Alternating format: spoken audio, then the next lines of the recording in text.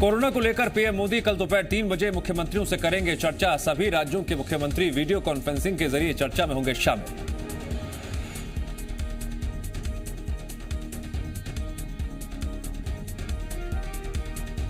मातृ दिवस के मौके पर सीएम शिवराज सिंह चौहान ने आज माताओं और बेटियों से वीडियो कॉन्फ्रेंसिंग के जरिए संवाद किया। सीएम ने लाडली लक्ष्मी योजना और प्रधानमंत्री मातृ वंदना योजना के हितग्राहियों से संवाद किया। संवाद के साथ सीएम ने हितग्राहियों के खातों में राशि ट्रांसफर की। इस दौरान सीएम ने कहा, बेटियां बोझ नहीं वरदान हैं। सीएम ने कहा, 14 साल पहले हमने बेटियों के लिए योजना शुरू की थी, तब से लगातार प्रदेश की माताओं का इसका लाभ मिल रहा है।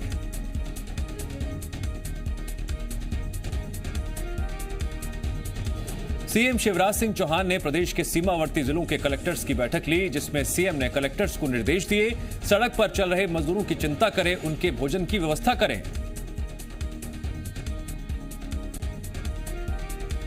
सीएम ने कहा, मजदूरों को उनके राज्यों की बॉर्डर तक पहुंचाने की व्यवस्था की जाए। उन्होंने ये भी कहा कि जो भी हृदय प्रदेश में आए उसका हृदय खोलकर स्वागत करें। जो भी एमपी में आए वो भूखा ना जाए। भोपाल के नरेला क्षेत्र से आज भिंड, मुरैना और ग्वालियर क्षेत्र के 100 मजदूरों को स्क्रीनिंग के बाद उनके गृह जिलों के लिए रवाना किया गया। खाने के पैकेट्स और पानी भी दिया गया। स्थानीय विधायक विश्वास सारंग ने मजदूरों को लेकर जा रही 4 बसों को हरी झंडी दिखाई। सीहोर के जेल के कुछ कर्मचारियों पर कैदियों के इलाज के नाम पर परिवार के लोगों से पैसा लेने का आरोप। घटना का एक वीडियो भी सोशल मीडिया पर हुआ वायरल वीडियो के साथ दावा यह किया जा रहा है कि इसमें जेल आरक्षक सुनील गुप्ता एक कैदी के परिजन से उसका इलाज करवाने के नाम पर रुपए ले रहे हैं। वीडियो में सुनाई दे रहा है 30,000 रुपए के लेन देन की बात हो रही है। इस दौरान रुपए लेने वाला शख्स 30,000 रुपए लेते हुए तर्क दे रहा है, उससे रुपए आगे भी देने पड़ते हैं। आरोप है, वीडियो में रुपए लेने वाला शख्स सीहोर जेल का आरक्षक सुनील गुप्ता है। जीएमपी-सीजी की खबर का हुआ असर। खबर दिखाए जाने के बाद आरोपी को निलंबित कर दिया गया है। मामले की जांच की जा रही है। छत्तीसगढ़ में आज कोरोना के 6 और मरीज ठीक होकर रायपुर एम्स से डिस्चार्ज हो गए। इसी के साथ छत्तीसगढ़ अब कोरोना के सिर्फ 10 एक्टिव केस बचे हैं। सभी 10 मरीजों का रायपुर एम्स में इलाज जारी है। अब तक छत्तीसगढ़ में कोरोना के 59 मामले सामने आए थे, जिनमें से 49 ने कोरोना को मात दे दी है। रायपुर एम्स में भर्ती 10 मरीजों में सूरजपुर के 4, कवर्धा के 3, दुर्ग के 2 और रायपुर का 1 मरीज शामिल है।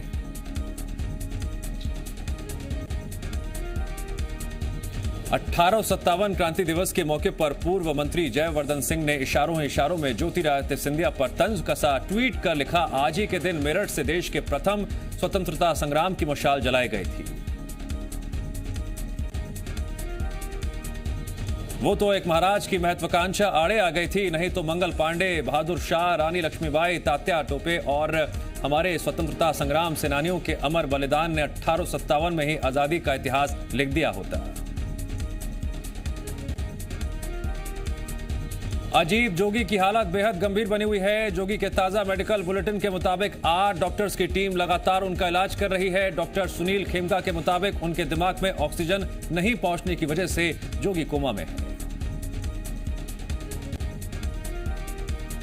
वेंटिलेटर के जरिए उन्हें ऑक्सीजन दी जा रही है। डॉक्टर्स के मुताबिक अगले 48 घंटे उनके लिए बेहद अहम है। अगले 48 घंटों में समझ में आएगा कि उनका शरीर दवाओं को कैसे रिस्पॉन्स दे रहा है। कल दिल का दौरा पड़ने के बाद उन्हें हॉस्पिटल लाया गया था।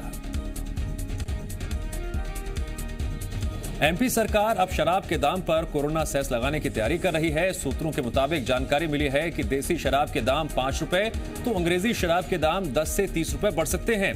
सीएम ने वाणिज्यिक कर विभाग को दूसरे राज्यों में लगाए गए टैक्स का अध्ययन कर प्रस्ताव बनाने के लिए कहा है।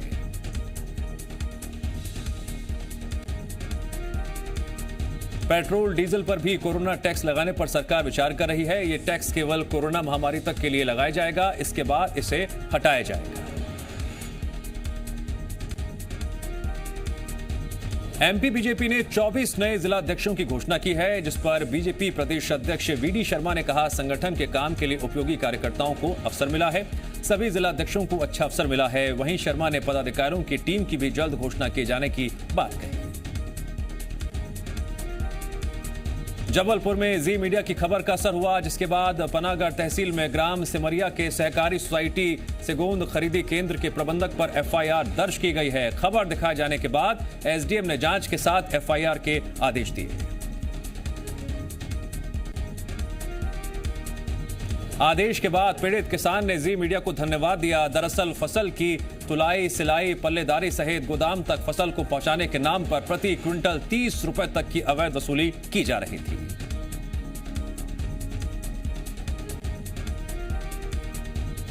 मुख्यमंत्री भूपेश बघेल ने केंद्रीय कोयला मंत्री प्रहलाद जोशी को फिर पत्र लिखा है। सीएम ने राज्य के कोल ब्लॉकों से वसूल की गई छत्तीसगढ़ के हक की अतिरिक्त लेवी की राशि, जो कि 4140.21 करोड़ है, उसे देने का आग्रह किया है। छत्तीसगढ़ के सीएम भूपेश बघेल ने कोरोना की रोकथाम के लिए 9 जिलों को 1.20 करोड़ रुपए जारी किए हैं। सीएम सहायता कोष से ये राशि प्रदान की गई है। मुख्यमंत्री सहायता कोष से जिलों को अब तक कुल 10 करोड़ 40 लाख रुपए जारी किए जा चुके हैं, जिसमें रायपुर को 20 लाख रुपए, राजनांदगांव, दुर्ग, कबीरधाम और बिलासपुर जिले को 15-15 लाख रुपए राशि स्वीकृत की गई है। भोपाल का जहांगीराबाद इलाका प्रदेश का सबसे बड़ा हॉट स्पॉट बन गया है। रोजाना यहां मरीजों की तादाद में इजाफा होता जा रहा है। अब तक यहां 165 कोरोना पॉजिटिव मरीज मिल चुके हैं।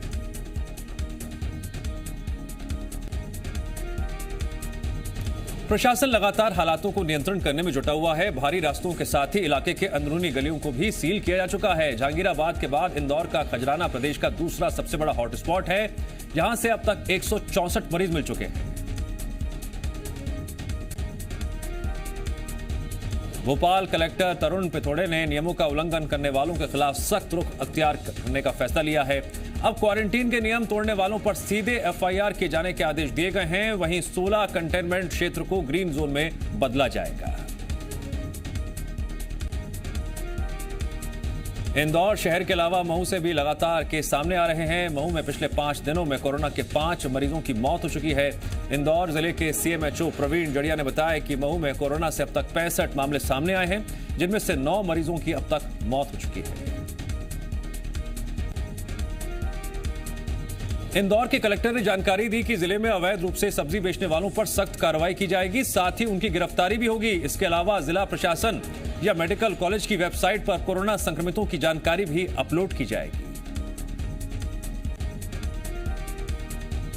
कलेक्टर ने कहा कि निजी लैब की जांच में मरीजों के कोरोना पॉजिटिव पाए जाने पर उपचार की जिम्मेदारी जिला प्रशासन की होगी, बशर्ते निजी लैब आईसीएमआर की गाइडलाइन का पालन कर रही हो।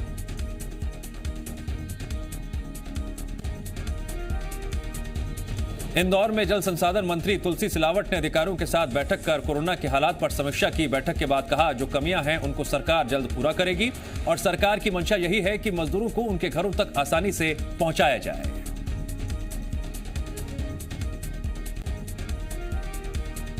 इंदौर में पुलिस वालों से विवाद की घटना का वीडियो सामने आया है। इसी वीडियो के आधार पर पुलिस ने 5 आरोपियों को गिरफ्तार किया है।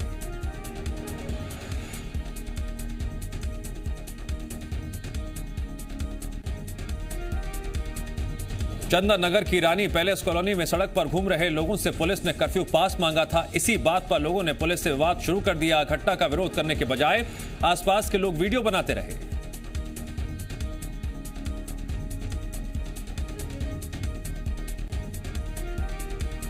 सागर में कलेक्टर ने बिजली विभाग के सभी कर्मचारियों को कोरोना योद्धा घोषित किया। संविदा और आउटसोर्सिंग कंपनियों के कर्मचारी, अनुबंधित वाहनों के ड्राइवर भी शामिल।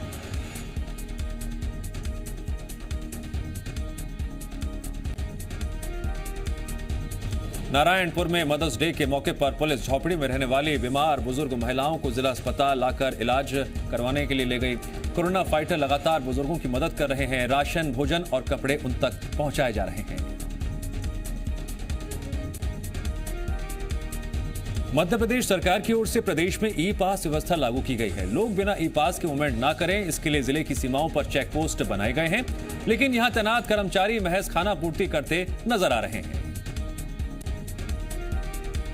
अलग अलग राज्यों में फंसे हुए मजदूर ट्रकों के माध्यम से अपने अपने गांव पहुंच रहे हैं। इस दौरान लोडिंग वाहनों में घर की तरफ कूच कर रहे मजदूरों से ना तो पूछताछ की जा रही है, ना ही किसी तरह की सोशल डिस्टेंसिंग का पालन हो रहा है। राजधानी रायपुर में वीकेंड लॉकडाउन का दूसरा दिन है। 11 मई सुबह 6 बजे तक राजधानी में कर्फ्यू जैसे हालात हैं। 17 मई तक राजधानी रायपुर में शनिवार रविवार पूर्ण लॉकडाउन का प्रशासन ने आदेश जारी किया था। हालांकि लोगों को रोजमर्रा से जुड़ी चीजों में दिक्कत ना हो, इसीलिए किराना की दुकानों को खोलने की छूट दी गई है।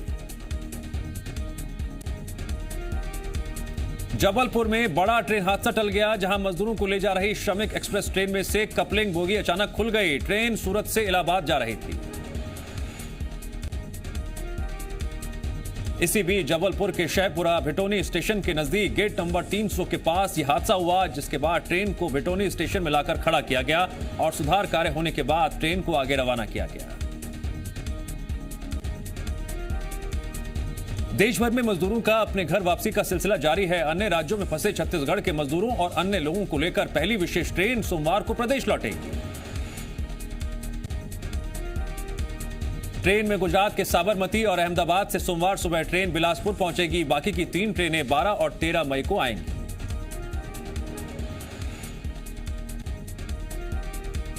मध्य प्रदेश की सीमा से झांसी में आ रहे लोगों को पुलिस ने रोका।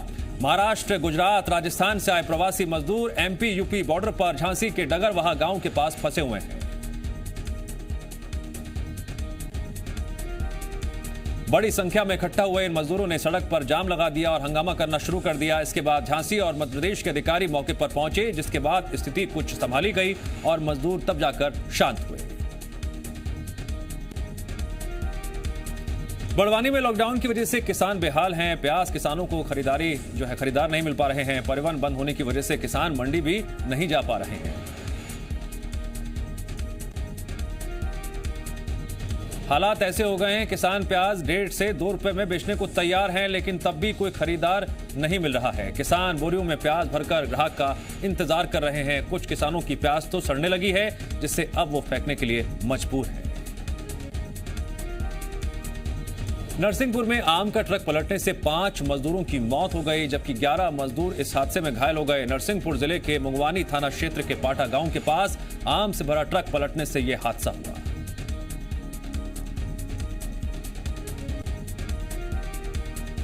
ट्रक में करीब 20 मजदूर सवार थे, जो हैदराबाद से अपने घर एटा और झांसी जा रहे थे। प्रारंभिक जानकारी के मुताबिक दुर्घटना में 5 मजदूरों की मौत हुई है, साथ ही 11 मजदूर घायल हुए हैं। घटना की जानकारी लगते ही कलेक्टर दीपक सक्सेना और एसपी गुरकरण सिंह सहित पुलिस बल और अन्य अधिकारी कर्मचारी मौके पर पहुंचे। मौके पर क्रेन और जेसीबी की मदद से रेस्क्यू ऑपरेशन किया गया। बड़वानी के सेंधवा में भी 3 अलग अलग घटनाओं में 3 मजदूरों की मौत हो गई। सेंधवा बाईपास पर मुंबई से सिद्धार्थनगर जा रहे 50 साल के मजदूर प्रेम बहादुर की अचानक तबियत खराब होने से सेंधवा सिविल अस्पताल ले जाया गया, जहां डॉक्टरों ने उन्हें मृत घोषित कर दिया। दूसरी घटना मुंबई से यूपी के प्रयागराज जा रहे 55 साल के मजदूर लल्लू राम की विजासन घाट में अचानक तबियत खराब हो गई। एक ट्रक ड्राइवर ने उससे सेंधवा के निजी अस्पताल पहुंचाया, जहां उसने भी दम तोड़ दिया। तीसरी घटना ट्रक से मुंबई से उत्तर प्रदेश जा रहे 42 साल के अनीश अली की रास्ते में तबियत बिगड़ने से मौत हो गई। पुलिस ने तीनों मामलों में जांच शुरू कर दी है। वहीं तीनों की पीएम रिपोर्ट आने के बाद मौत के कारणों का खुलासा हो सकेगा। शाजापुर से शर्मसार करने वाली तस्वीरें सामने आई। महाराष्ट्र से उत्तर प्रदेश जा रहे मजदूर की मौत के बाद उसका शव 4 घंटे तक सड़क पर ही पड़ा रहा। मजदूर की पत्नी छोटे बच्चे के लिए रोती रही, लेकिन किसी ने मदद तक नहीं की।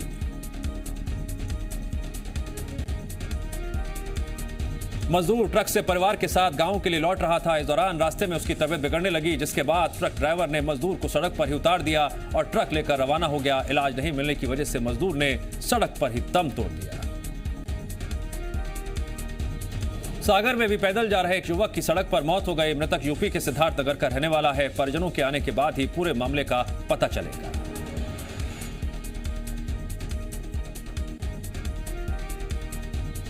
जबलपुर के तिलवारा इलाके में मामूली विवाद पर खूनी संघर्ष हो गया। एक पक्ष ने दूसरे पक्ष पर हमला बोल दिया। वारदात में 2 लोगों की मौत हो गई।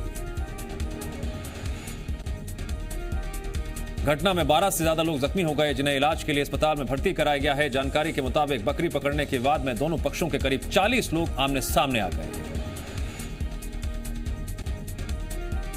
जबलपुर में एक मां ने अपने 2 बच्चों के साथ खुदकुशी कर ली। महिला ने दोनों बच्चों को जहर देकर खुद भी जहर खा लिया। तीनों को इलाज के लिए मेडिकल अस्पताल ले जाया गया।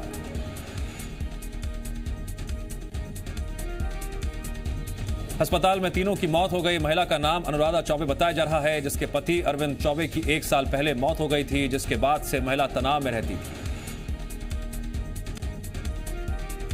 लॉकडाउन के दौरान हवा से लेकर नदियों के जल तक में सुधार हुआ है। होशंगाबाद में नर्मदा नदी के पानी में भी सुधार हुआ है। लॉकडाउन के कारण पानी की गुणवत्ता में सुधार आया है।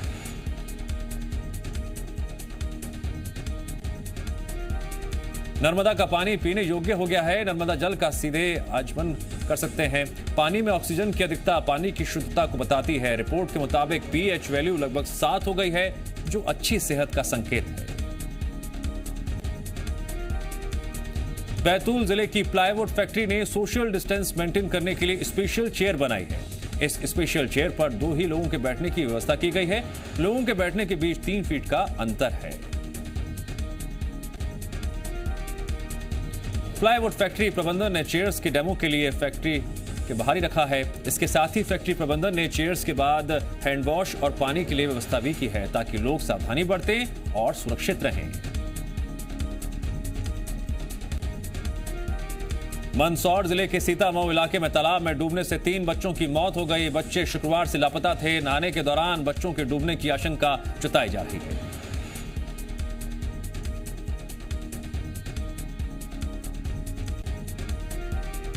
अपने माता पिता से बिछड़ी एक नाबालिग से बैतूल में देह व्यापार कराने का सनसनीखेज मामला सामने आया। नाबालिग उत्तर प्रदेश की रहने वाली है, जो अजमेर दरगाह में अपने परिवार से बिछड़ गई थी। मामले का खुलासा उस वक्त हुआ जब नाबालिग आरोपियों के चंगुल से भागने में कामयाब रही। भागने के बाद उसने पुलिस को अपनी आपबीती सुनाई। बच्ची की शिकायत के आधार पर पुलिस ने इंदौर की एक महिला समेत बैतूल के चक्कर रोड निवासी 2 महिलाओं के खिलाफ मामला दर्ज कर उन्हें हिरासत में ले लिया है। इंदौर के जबरन कॉलोनी स्थित ट्रांसफार्मर में आग लग गई, जिससे वहां खड़ा 3 रिक्शा और 1 वैन चपेट में आ गया। मौके पर पहुंची दमकल गाड़ी ने आग पर काबू पाया। इंदौर जिले के हातोद में शराब की दुकान में आग लग गई। मौके पर पहुंची फायर ब्रिगेड की टीम ने आग पर काबू पाया। आग के कारणों की जानकारी अभी तक सामने नहीं आ पाई है कि आग कैसे लगी। लॉकडाउन के कारण इंदौर जिले में शराब की सभी दुकानें सील हैं।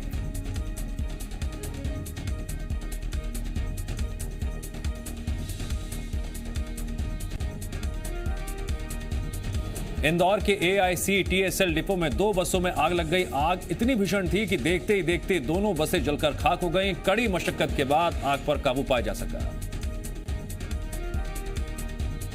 औरंगाबाद दर्दनाक हादसे का शिकार हुए 4 मजदूरों का शव उमरिया जिले के पाली ब्लॉक पहुंचा, जहां मजदूरों का अंतिम संस्कार किया गया। इस दौरान कलेक्टर, SP समेत प्रशासनिक अमला मौजूद रहा। परिजनों का आरोप है, मजदूर जिस फैक्ट्री में काम कर रहे थे, वहां का फैक्ट्री संचालक उन्हें प्रताड़ित कर रहा था, जिसके बाद परिजनों ने घर लौटने के लिए मजदूरों के खाते में 1-1 हजार रुपए डलवाए थे। कलेक्टर ने जांच के बाद कार्रवाई का आश्वासन दिया है। हरियाणा से मजदूरों को लेकर स्पेशल ट्रेन छतरपुर पहुंची। स्पेशल ट्रेन की 24 कोचेज में करीब 1200 मजदूर छतरपुर पहुंचे। ट्रेन दिल्ली स्टेशन से निकलकर झांसी और ललितपुर होती हुई छतरपुर पहुंची। स्टेशन पर सभी मजदूरों की स्क्रीनिंग की व्यवस्था की गई है। स्क्रीनिंग के बाद सभी को बसों के जरिए उनके घर रवाना किया जाएगा। 1200 मजदूरों में छतरपुर के साथ ही पन्ना, टीकमगढ़, सतना के मजदूर भी शामिल हैं। स्वास्थ्य मंत्री डॉक्टर हर्षवर्धन ने भारत में कोरोना की जंग को सही दिशा में जाता हुआ बताया है। डॉक्टर हर्षवर्धन ने कहा, हम कामयाबी से आगे बढ़ रहे हैं। सभी राज्यों में टीम भेजी जा रही है। देश में कोरोना मरीजों की संख्या एक बार फिर बढ़ गई है। कोरोना की वजह से अब तक 2109 लोगों की मौत हो चुकी है। 19,358 लोग ठीक हो चुके हैं। देश के कोरोना के कुल 62,939 केस अब तक रिकॉर्ड किए गए हैं। भारत में एक बार फिर कोरोना के मामलों में तेजी आई है। बीते 24 घंटे में कोरोना के 3,277 नए मामले सामने आए हैं, जबकि बीते 24 घंटे के दौरान कोरोना संक्रमण से करीब 128 लोगों की मौत हुई है। कोरोना से सबसे ज्यादा महाराष्ट्र संक्रमित है। 20,000 से ज्यादा लोग यहां पर संक्रमित है। मरने वालों का आंकड़ा 779 तक पहुंच चुका है। मुंबई में एएसआई सुनील दत्तात्रेय की कोरोना से मौत हो गई। महाराष्ट्र में अब तक 7 पुलिसकर्मियों की कोरोना की वजह से मौत हो चुकी है। संक्रमितों का आंकड़ा भी 20,000 से ऊपर पहुंच चुका है। चीन में कोरोना के 14 नए मामले रिपोर्ट किए गए हैं। फिलहाल चीन में कोरोना से किसी के मरने की खबर नहीं है। शनिवार को ही चीन में 74 मरीजों को छुट्टी दी गई है। नॉर्थ सिक्किम बॉर्डर पर तनाव बढ़ा। भारत और चीन के सैनिकों के बीच झड़प। भारतीय सेना ने कहा विवाद को सुलझा लिया गया।